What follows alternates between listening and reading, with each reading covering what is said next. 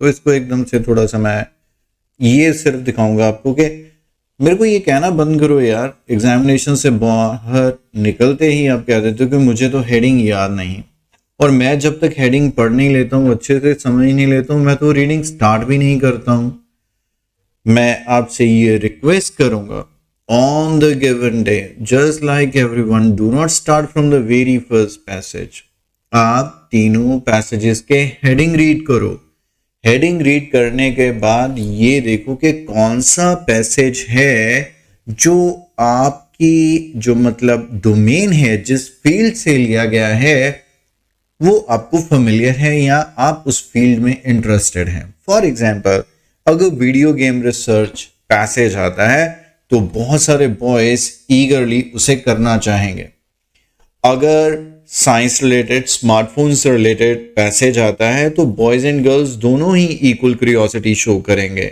Then अगर कोई particular art field के रिलेटेड आते हैं तो जिसने आर्ट्स की स्टडी की है उसके लिए ज़्यादा कंफर्टेबल रहेगा एज कंपेयर टू मी। और मैं जो सारा दिन अगर स्पेस रिसर्च रिलेटेड प्रोग्राम देख रहा हूँ, चाहे किसी के लिए स्पेस रिसर्च कितना भी मुश्किल हो, मुझे वो बहुत ईजी लगेगा। For that reason I repeat कि कभी भी ऐसे मत कहना कि आपको हेडिंग याद नहीं है। दैट जस्टिफाइज के आपने हेडिंग पे इतना फोकस ही नहीं किया और जस्ट फर्स्ट क्वेश्चन से स्टार्ट कर दिया। T and the industrial revolution, एक चीज है टी और दूसरी चीज है इंडस्ट्रियल रेवोल्यूशन। तो यहां पर यह चीज क्लियर होगी कि उसने चाय को इंडस्ट्रियल रेवोल्यूशन के साथ जोड़ा है। किस प्रोस्पेक्ट से जोड़ा है आइए देख लेते हैं। इसके साथ एक लाइन और भी लिखी हुई है। A Cambridge professor says that a change in drinking habits was the reason for the Industrial Revolution in Britain. Anjana Ahuja report. अरे वाह, पहली बार किसी इंडियन का नाम आया, बहुत रेयर होते हैं। तो यहाँ पर इस बंदी ने यह बताया है कि इन ब्रिटेन में जो इंडस्ट्रियल रेवोल्यूशन आया उसका चाय पीने की हैबिट से लेना देना है। तो आइए देखते हैं इन हेडिंग्स को करते कैसे हैं। सबसे पहली बात, आप में से ज्यादातर स्टूडेंट क्या करते हैं, देखते हैं कि पैराग्राफ ए से लेके जी तक हमें आंसर्स ढूंढने हैं। जो रीडिंग में पेशेंस नहीं दिखा सकता वो रीडिंग में अपना स्कोर इंप्रूव नहीं कर सकता। ये बात अपनी मान के चलना। आपको लगता है कि कोई जादू होगा, वो नहीं होने वाला है। यहाँ पर आप बहुत सारे ट्रिक्स सीखेंगे लेकिन आपको उन ट्रिक्स को इम्प्लीमेंट करने के लिए भी पेशेंस रखनी है, जो ज्यादातर स्टूडेंट्स के पास है नहीं है। वो 6 बार एग्जाम दे सकते हैं, 10 बार ट्रेनिंग ले सकते हैं, लेकिन एक बार अपने आप को रोक के 30 मिनट वाला काम 1 घंटे में कर नहीं सकते। और इसी वजह से वो 30 मिनट का काम आपका 2-2 घंटे तक में होता रहता है, क्वालिटी नहीं आती। और अगर एक बार आप उसको समझने में ज्यादा वक्त लगाकर बेसिक्स अंडरस्टैंड कर लो और उसके बाद वो 30 मिनट का काम भी आपका 10 मिनट में होता है। तो पैराग्राफ ए से लेके जी, मतलब मेरा पूरा पैराग्राफ जो है ए टू जी सब डिवाइडेड है। तो आप में से 90% स्टूडेंट अभी क्या करेंगे, पैराग्राफ ए पढ़ना शुरू कर देंगे और उसके बाद उसका आंसर लगाएंगे। ये सबसे रॉन्ग मेथड है आईएलटीएस की हेडिंग्स को करने का। इसका सिंपल सा रीजन है, जब आप पैराग्राफ ए करेंगे तो उसके बाद आपको ये नहीं पता है उसके साथ कौन सी ऑप्शन मैच करेगी। आप फर्स्ट, सेकंड, थर्ड करते करते ऑल 9 ऑप्शंस रीड करेंगे। जब तक आप 5वीं, 6ठी, 7वीं ऑप्शन तक पहुंचेंगे, शायद आप ढूंढना क्या चाहते हैं, मतलब पैराग्राफ से रीड करके क्या आए थे, मे बी आप भूल चुके हैं। फॉर दैट रीजन जो मैं आपको ये मेथडोलॉजी बताने जा रहा हूं, आप उसे इंप्लीमेंट कीजिए जो 100% इफेक्टिव है। उससे आपकी एक्यूरेसी तो आएगी, आपका टाइम भी देखिए कितना बचेगा। सबसे पहले हम एक एक करके हेडिंग्स को रीड करेंगे और इन हेडिंग्स के कीवर्ड्स को अपने दिमाग में बैठाते जाएंगे। और अगर आपको सच में अपनी रीडिंग इंप्रूव करनी है तो पेंसिल, पेन, कॉपी, पेपर इनके इस्तेमाल को छोड़ दो। देखिए आपको कितनी चीजें समझ आएंगी और कितनी इंफॉर्मेशन आप अपने ब्रेन में रिटेन कर पाएंगे। The research for the reasons for an increase in population, मतलब मुझे एक ऐसा पैराग्राफ ढूंढना है जिसमें पॉपुलेशन की बात हो, लेकिन उसमें वर्ड क्या है, reason for the increase in population. दूसरा है industrialisation and the fear of unemployment, मतलब मुझे एक ऐसा पैराग्राफ ढूंढना है जिसमें इंडस्ट्रियलाइजेशन के साथ अनएम्प्लॉयमेंट का डर। वैसे तो इंडस्ट्रियलाइजेशन से क्या होगा, एम्प्लॉयमेंट जनरेट होगा, लेकिन हो सकता है अगर मशीन्स वगैरह का इस्तेमाल हो तो थोड़ा सा कम भी हो जाए। सो fear of unemployment. The development of cities in Japan, एक जगह पर वो ब्रिटेन की बात कर रहा है, क्योंकि हमने हेडिंग में ही देख लिया कि वो बंदी रेवोल्यूशन इन ब्रिटेन के बारे में बताने जा रही है, लेकिन यहां पर उसने development of cities in Japan कह दिया, तो ये शायद मुझे एक इशारा दे रहा है कि ये अनवांटेड ऑप्शन हो सकती है। The time and place of the industrial revolution, तो यहां पर जब जब आप रीडिंग के हेडिंग्स को बहुत दिमाग से करना शुरू करेंगे तो यहीं पर आपके ब्रेन में से सिग्नल आने लगेंगे कि यार ये पर्टिकुलर पैराग्राफ का हेडिंग बनना चाहिए, ये फर्स्ट का होना चाहिए, लास्ट का होना चाहिए, इसका पोजीशन सेकंड या थर्ड होना चाहिए, ऐसा कुछ आएगा। लेकिन मैं अभी बताऊंगा तो आप कहोगे सर आप तो पहले आंसर देकर बता रहे हो, लेकिन आप लॉजिक भी लगा के देखना कि कितनी हद तक ये जो ऑप्शन है वो कौन से पैराग्राफ की ऑप्शन होना चाहिए। ऑप्शन है टाइम और ये प्लेस कि ये कहां पर हुआ, वैसे ये बता चुके हैं ब्रिटेन। फिर the cases of Holland, France and China, तो अब उसने पहले जापान कहा था, अब 3 और कंट्रीज, शायद ये जहां पर भी जरूरी है कंपैरिजन लेके आ रहा है। Next is changes in drinking habits in Britain, मतलब ड्रिंकिंग की हैबिट, मतलब जो भी हम पीते हैं उस हैबिट में ब्रिटेन में आया चेंज। और ये क्योंकि बात कर रहे टी की तो चेंज तो आना बनता है, मतलब ये ऑप्शन तो पक्का किसी ना किसी पैराग्राफ की होगी। फिर है two keys to Britain's industrial revolution, मतलब टू कीज का मतलब चाबी नहीं होता, चाबी भी कह सकते हो, मतलब जैसे मेन रीजंस कहते हैं, देयर आर 2 की रीजंस, सबसे इंपॉर्टेंट चीजें जिनकी वजह से इंडस्ट्रियल रेवोल्यूशन आया तो वो ब्रिटेन में आया। Then conditions required for industrialisation, मगर अगर आप चाहते हैं कि कहीं पर इंडस्ट्रियलाइजेशन हो, जैसे हमारे कंट्री में अब थोड़ा थोड़ा होना शुरू होने लगा है, और ये इंडस्ट्रियलाइजेशन हो इसके लिए रिक्वायर्ड क्या है, क्या क्या कंडीशंस होने चाहिए कि वहां पर इंडस्ट्रियलाइजेशन हो जाए। मेरे गांव में या मेरे छोटे शहर में नहीं होगा, लेकिन दिल्ली मुंबई में है या होगा, क्यों? क्योंकि वहां पर कुछ कंडीशंस क्रिएट हो चुके हैं। Finally comparison with Japan led to the answer, lead to the answer, मतलब जब कंपैरिजन हम करते हैं जापान के साथ हमें आंसर मिलता है, लीड्स टू दी आंसर। तो कंपैरिजंस विद जापान, ऊपर आया था development of cities of Japan, तो ये एक ट्रैप है। अब मैं काफी सारी चीजें इसी के रिलेटेड आपको बताऊंगा। अब यहां पर हमेशा आपको 2 ऑप्शंस ऐसे मिलेंगे जो तकरीबन सेम बात करेंगे, जैसे यहां पर जापान वाली बात आ रही है।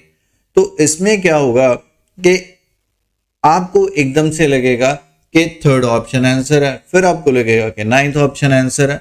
इन दोनों में से एक करेक्ट होगी, लेकिन एक पार्शियल आंसर होगी और एक कंप्लीट आंसर होगी। जो पार्शियल आंसर है उसमें स्ट्रॉन्ग कीवर्ड्स का इस्तेमाल होगा ताकि वो अपने आप आपको अट्रैक्ट करे और आपको लगे कि यही आंसर है।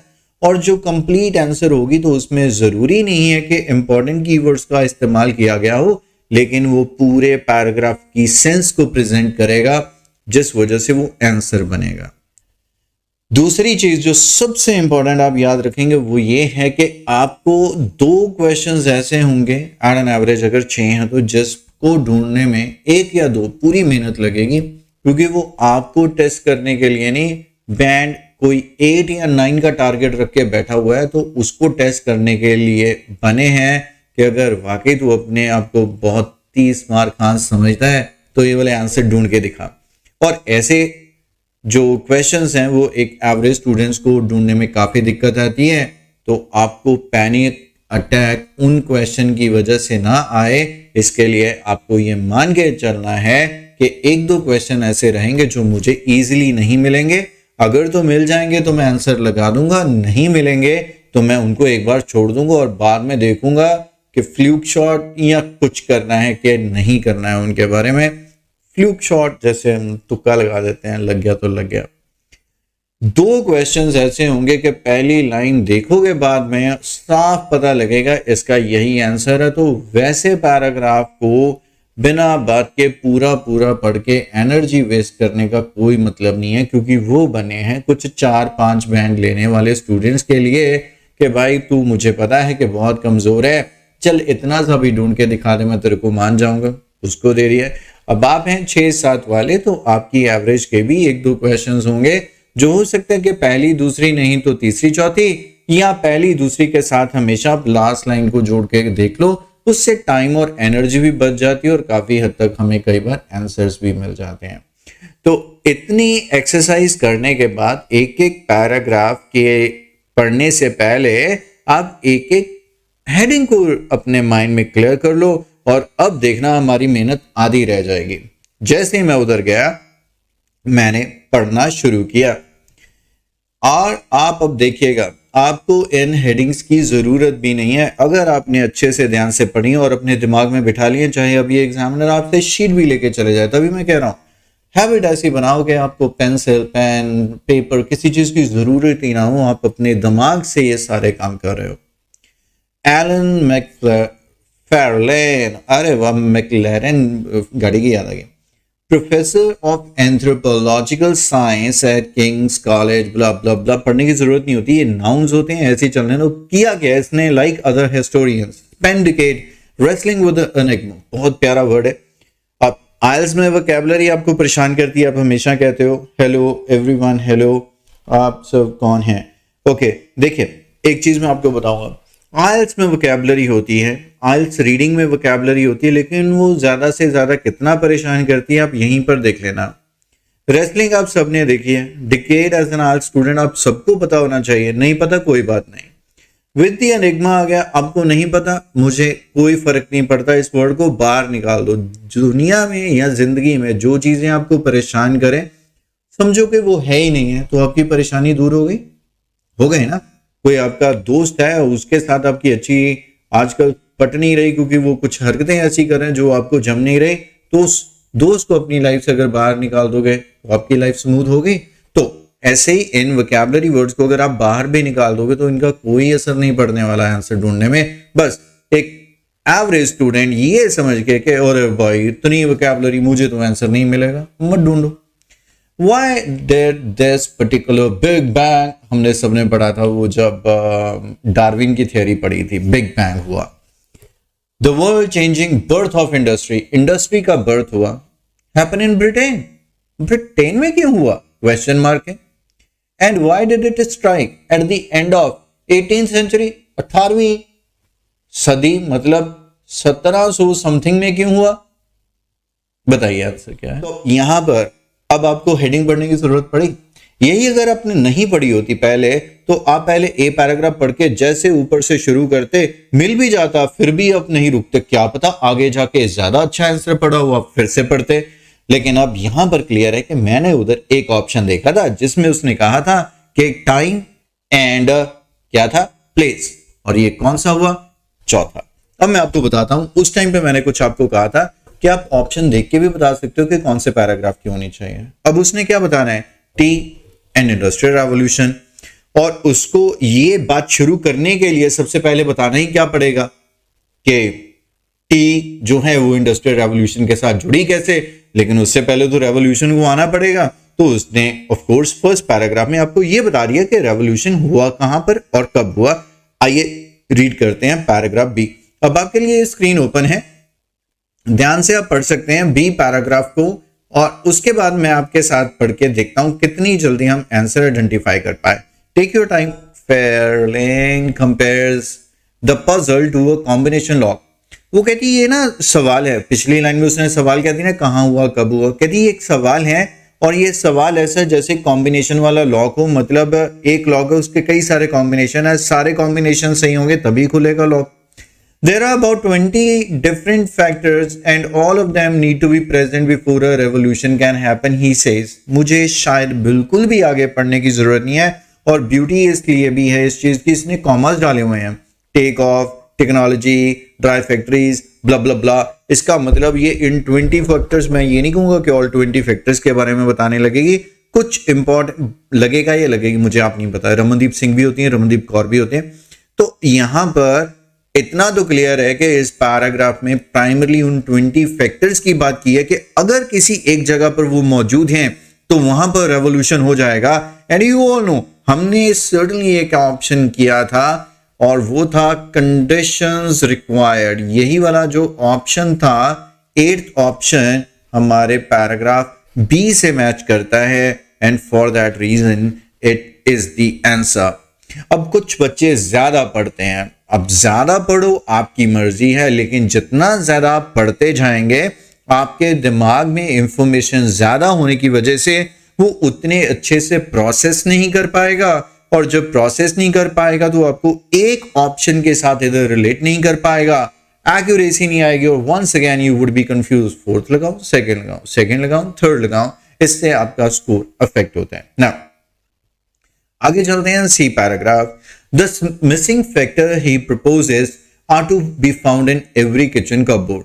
कहता लेकिन कुछ जो मिसिंग था वो आपको हर एक कपबोर्ड में मिलेगा किचन के, और किचन के कपबोर्ड में तो आपको पता है चाय पत्ती होती है, टी एंड बियर। अरे ये गोरों की किचन होगी हमारी, क्योंकि हमारे यहाँ पे तो सिर्फ चाय होती है और उनके वहां पे टी और बियर उनके लिए कोई खास बात नहीं है, एक जैसी हैं। Two of the nations favoriting fuel the revolution, इन वजह से वहां पर रेवोल्यूशन आया। बस फिर अब the antiseptic properties of tannin, the active ingredients in tea, of hops in beer, plus the fact about आप जितना मर्जी पढ़ते रहो उससे कोई फर्क नहीं है पढ़ने वाला, लेकिन इतना पढ़ते ही आपके ब्रेन को ये क्लैरिटी हो गई कि वहां पर जो रेवोल्यूशन आया वो दो चीजों की वजह से आया, और वो दो चीजें जो हैं नेशंस फेवरेट ड्रिंक थी। नेशन की इसकी बात हो रही है, आपके नेशन की नहीं, जिस नेशन की बात, ब्रिटेन की बात की जा रही है, और वो है टी एंड बियर। एंड यहां पर हमारे पास एक ऑप्शन था two keys to Britain's industrial revolution, मतलब वहां पर आने का क्या खास कारण था। आप पूरा पढ़ेंगे तो आपको अच्छे से समझ आ जाएगा भी ऐसा क्या हुआ होगा। पढ़ लेते हैं, नॉलेज वाली चीज है कि चाय पीने से ही इंडस्ट्रियल रेवोल्यूशन कैसे आ गया हमारे पास, तो रोज हम चाय के 10 कप पी जाते हैं। आप कितने, रियलिटी में बताना, आप कितने कप ऑफ टी डेली पीते हैं या कॉफी पीते हैं। इनफैक्ट ये स्पीकिंग पार्ट 1 का भी वेरी इंपॉर्टेंट क्वेश्चन है, फिर मैं अपना बताता हूं, और मेरा भी गेस कीजिएगा कि रमनदीप सिंह डेली कितने कप चाय पीते होंगे। इसने वैसे कहा है both are made in boiled water. ये तो बड़ी अच्छी बात होगी, जब आपने किसी चीज को बनाने के लिए वाटर को बॉईल करना है, और बात हो रही है 70s की, तो ऑफ कोर्स उस टाइम पे बीमारियां होंगी, तो बॉईल करने से वाटर जो है फिल्टर हो जाता है, क्योंकि आजकल तो हमारे घर में फिल्टर्स हैं, उस टाइम पे नहीं थे। Allowed urban communities to flourish, अपने पास वर्ड लिख लीजिए, फ्लरिश, ग्रो करना, बहुत प्यारा, बहुत रियलिस्टिक, हर एक राइटिंग में आप ये वर्ड यूज कर सकते हो। क्लोज क्वार्टर्स विदाउट स्कम्बिंग, थोड़ा डिफिकल्ट एंड टेक्निकल वर्ड है, नहीं समझ आया don't worry. Succumb to death होता है, जैसे मतलब घुटने टेक देना, किसी चीज के आगे अपनी हार मान जाना। टू वॉटम बॉर्ड डिजीज, मतलब बीमारियों के आगे वो अपने घुटने टेक देते थे। The theory sound eccentric, eccentric भी शायद आप ना यूज कर पाए, याद रखने के लिए रखना है तो रख लो। मैं बार बार कहता हूं ना, आइल्स की वोकैबुलरी परेशान करने वाली नहीं होती, आपको अच्छी लगे तो आप याद रख लो, नहीं रखनी है तो मत रखो, कोई फर्क नहीं है। हाँ, फ्लरिश जैसे वर्ड पता होंगे तो अच्छा रहेगा, एसेंट्रिक जैसे नहीं भी पता होगे तो कोई फर्क नहीं पड़ता, संकी होता है। But once he start to explain detective work, वैसे हमें क्लियर हो गया, हमें ज्यादा पढ़ने की जरूरत नहीं है, नॉलेज के लिए वैसे ही मैंने पढ़ा था, और वो मुझे समझ आ गया कि ये जो दोनों चीजें बनती हैं इनको बनाने के लिए वाटर को बॉईल करना पड़ता है, और यही चीज है कि वहां पर वाटर बॉर्न डिजीजेस नहीं हुए। अब डी पैराग्राफ देखिए कितना बड़ा कर दिया उसने आपको डराने के लिए। फिर वही बंदा had wondered for a long time how the industrial revolution came about. ये फिर सोचने लगी कि हुआ कैसे। Historians had enlightened on one interesting factor about the mid-century that required explanation. उन्होंने एक टाइम के बारे में बताया, लेकिन उसे एक्सप्लेनेशन चाहिए। बिटवीन एक 100 ईयर का टाइम वो बता रही है। The population was static. वहां की पॉपुलेशन स्टैटिक थी, मतलब अगर 1 करोड़ होगी तो 1 करोड़ थी, कोई ज्यादा मूवमेंट नहीं थी उसमें। But then there was a burst in population growth. लेकिन फिर एकदम से पॉपुलेशन बढ़ गई।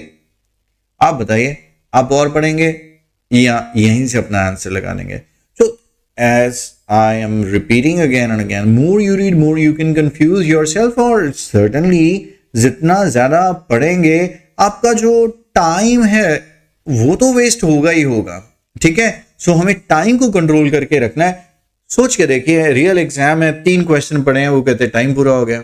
और सोच के देखिए, सभी कर रहे हैं रियल एग्जाम में अभी 12 मिनट पढ़े हैं और आपका पूरे 40 क्वेश्चन हो चुके हैं और आप फटाफट से बस देख रहे हो कि कोई मैंने अगर जल्दी से लगाया है या मैंने ध्यान से नहीं लगाया। इसमें बहुत बड़ा फर्क है और वो ये फर्क यहीं पर है। मैं अपनी जगह पर search for the reason for an increase in population burst, अगर आपको नहीं पता है तो फिर इसे नोट कर लीजिए, एकदम से कोई चीज बढ़ती है जब, तो मूव करते हैं ई पैराग्राफ पे।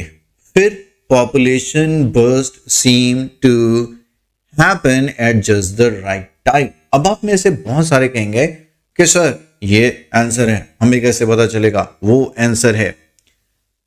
मैं अभी भी फर्स्ट ही उसको आंसर दूंगा क्योंकि यहां पर ये शुरू हुआ है दिस पॉपुलेशन बर्स्ट, इसका मतलब है दिस फ्लावर, ठीक है।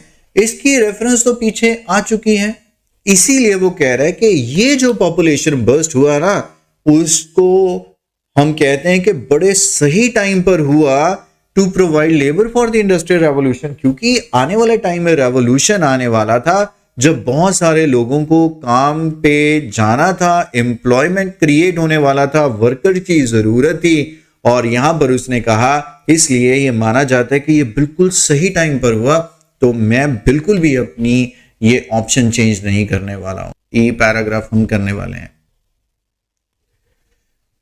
When you start moving toward an industrial revolution, it is economically efficient to have people living close together. यहां तक आपके ब्रेन ने कोई सिग्नल दिया, आप आंसर लगा सकते हो, मुझे कोई सिग्नल नहीं मिला अभी। But then you get disease, particularly from human waste. Some digging around in historical records reveal that there was a change in incidence of waterborne disease at the time, especially dysentery. वो उसने पहले बताया कि disease.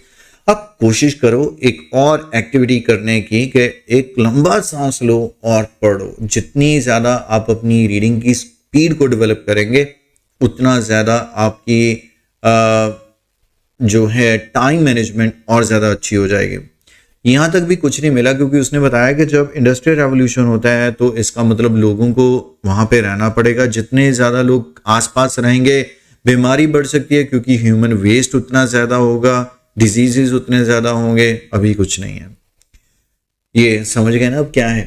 अब ये वो वाला question है जो किसी बैंड 8 या 9 वाले को ध्यान में रख के एग्जामिनर ने बताया, जिसका भी गिव अप करने का मन कर रहा है, जो अपने आप को 4 बैंड स्टूडेंट मानता है और उसकी इतनी ही रिक्वायरमेंट है, या 6-7 वाला स्टूडेंट है और उसको भी बहुत ज़्यादा इंफॉर्मेशन ब्रेन में रिटेन नहीं हो पा रही है, उसके लिए कोई और लॉजिक काम कर जाएगा। लेकिन मैं कहूँ कि पूरा पढ़ के आप करें, आप अवॉइड कीजिए क्योंकि इतने टाइम में हो सकता है आप 2 और इजी क्वेश्चंस कर लें बजाय कि आप एक डिफिकल्ट क्वेश्चन को करते रहें। फिर आगे he says McFarlane deduced that whenever the British were drinking must have been important in regulating diseases. Whatever, जो भी ब्रिटिश पी रहे थे ना वो कंट्रोल करने में इंपॉर्टेंट थी।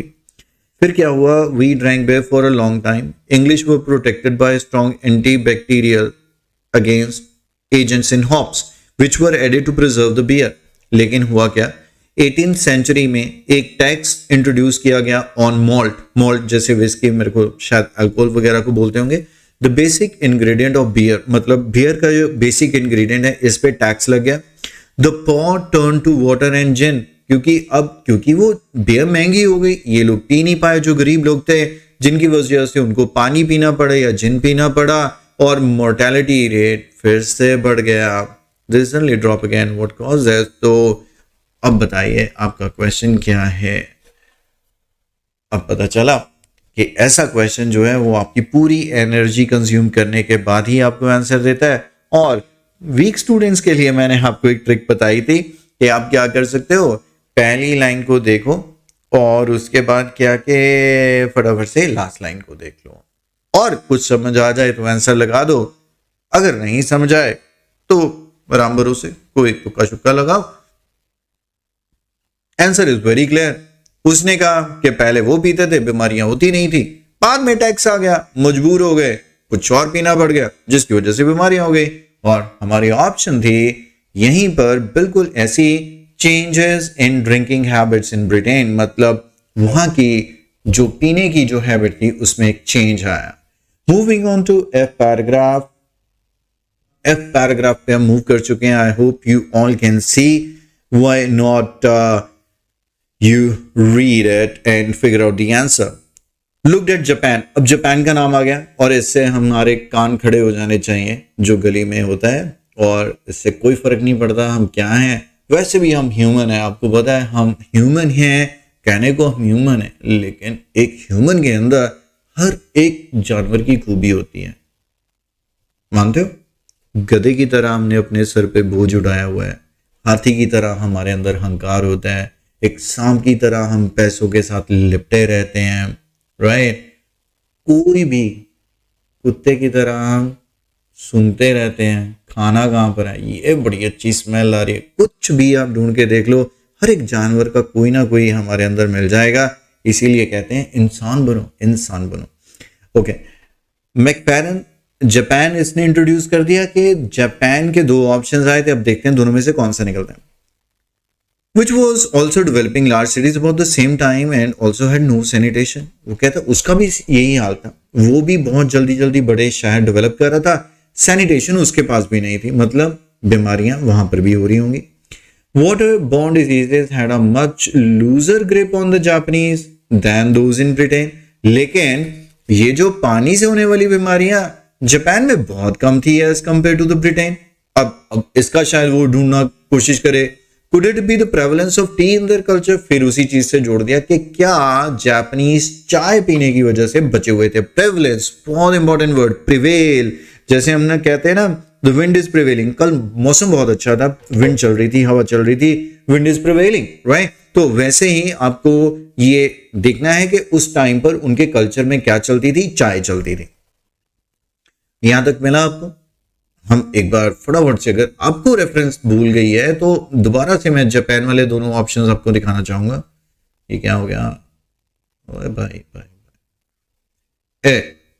एक था industrialisation and fear of unemployment. अरे कोई अभी तक अनएम्प्लॉयमेंट की बात नहीं है।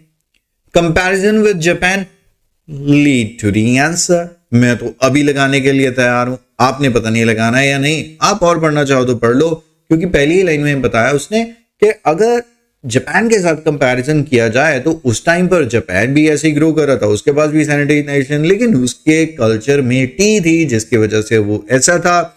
और guess that the fact that water had to be boiled, इसको भी मैं आपके लिए एक बार हाईलाइट कर दूं। ये जो लाइन है ना, guessed के had to be boiled together with stomach purifying properties of tea meant that the best milk provided by mother was healthier than it had never been।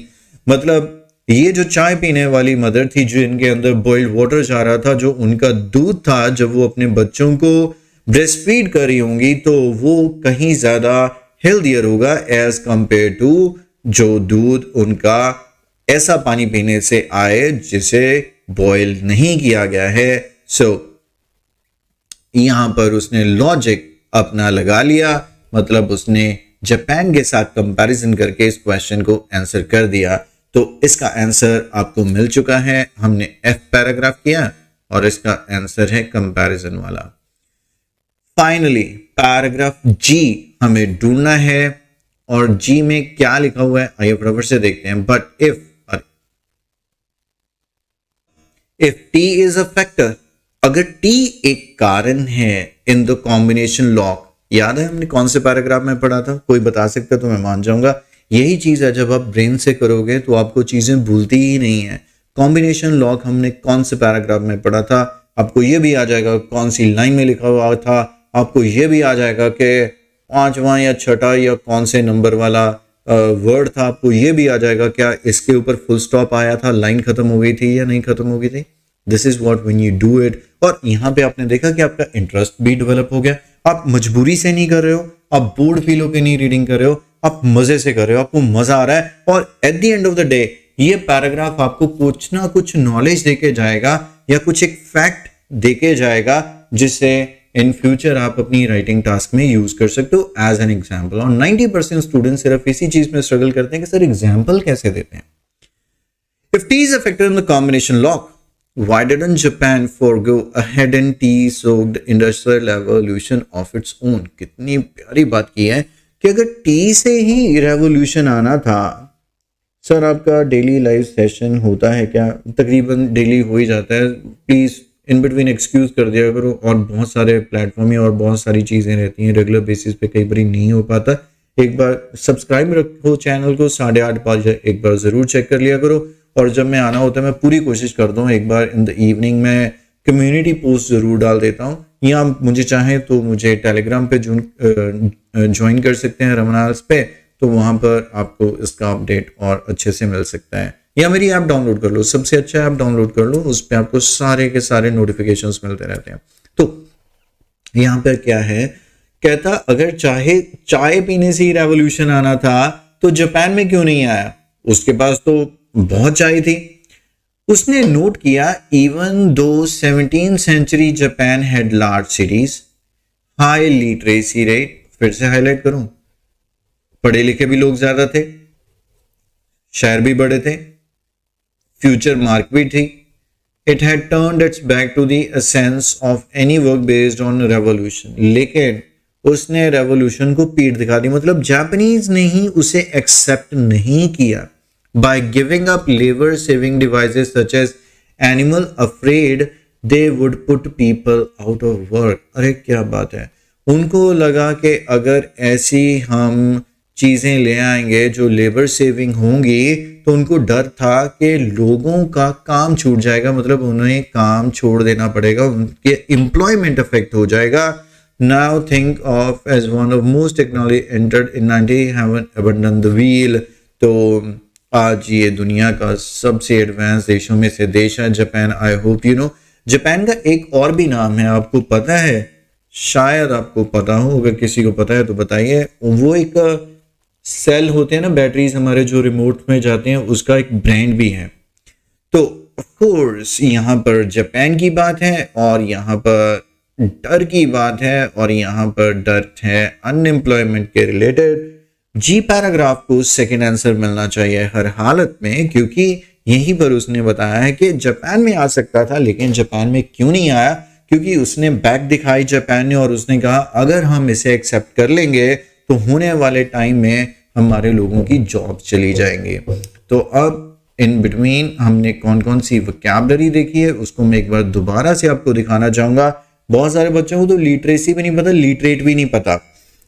हम पढ़े लिखे हैं भाई, हम हैं लिटरेट, और जो नहीं पढ़ा लिखा होता है उसे बोलते हैं इलिटरेट। और भी स्टूडेंट्स कनेक्ट हो रहे हैं, तो मैं सबको रिकमेंड करूंगा कि आप प्लीज़ ये चैनल जो है सब्सक्राइब कीजिए एंड इस वीडियो को एक बार लाइक ज़रूर कर दो।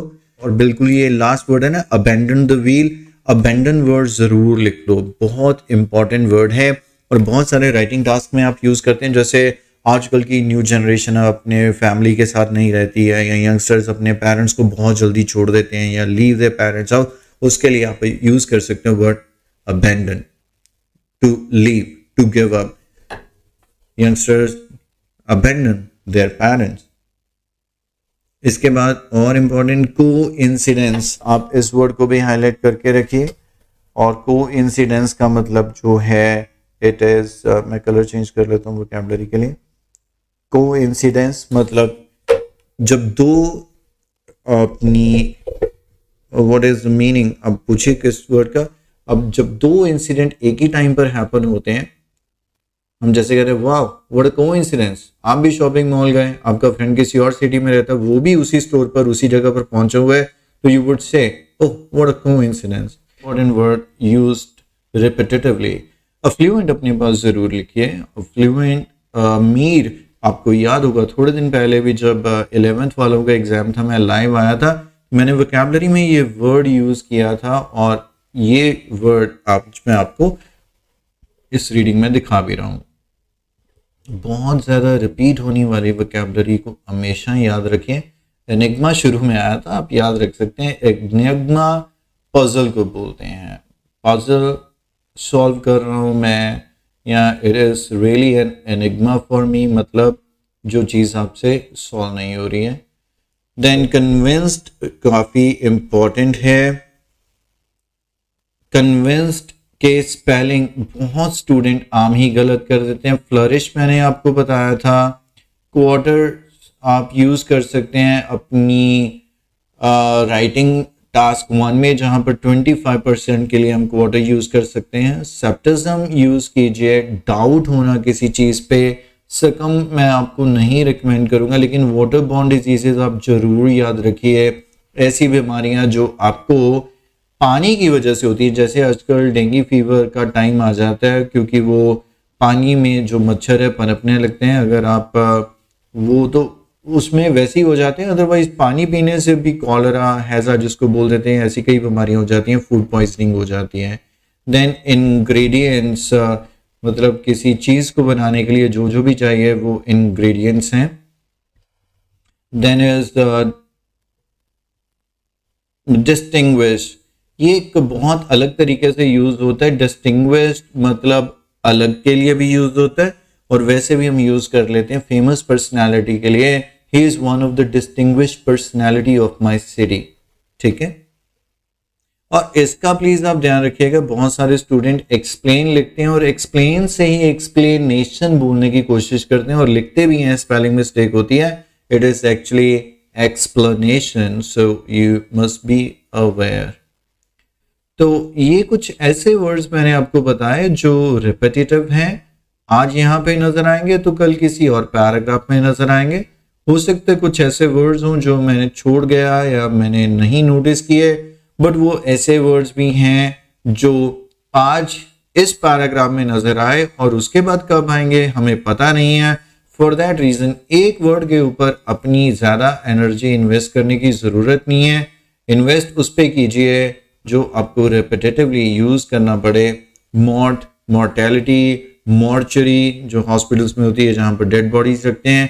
सो अलग अलग पार्ट ऑफ स्पीच आप अगर सीख लेते हैं, आप मतलब सीख लेते हैं, तो आपकी वोकैबुलरी वैसे ही बहुत रिच हो जाती है। एक वर्ड सीखने से 5-6 वर्ड्स आपको अपने आप आ जाते हैं। वोकैबुलरी पे लेसन चाहिए तो जरूर बताइएगा। And thank you very much, I hope you enjoy this session. Please बाकी सबको भी बताइए। And this is very much all in today's video. Bye bye for now.